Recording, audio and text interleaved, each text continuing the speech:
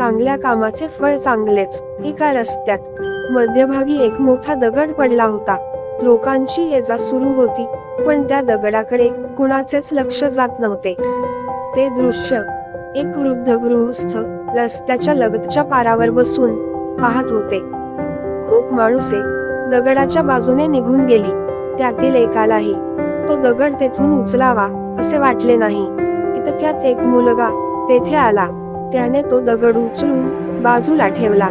दगडाखाली त्याला 5 रुपयांची नोट गवसली. तिथे एक चिठ्ठीही होती. वृद्ध गृहस्थ त्या मुलाकडे आले. त्यांनी त्याला शाबासकी दिली. रस्त्याच्या मधोमध असलेला अडथळा बाजूला केल्याबद्दल त्याचे कौतुक केले. मुलगा आनंदात घरी आला. त्याने आईला नाणे व चिठ्ठी दाखवली. चिठ्ठीत लिहिले होते की चांगल्या कामाचे फळ चांगलेच. त्या मजकुराचा अर्थ मुलाला कळला. त्याने चांगले काम करण्याचे मनोमन ठरवले.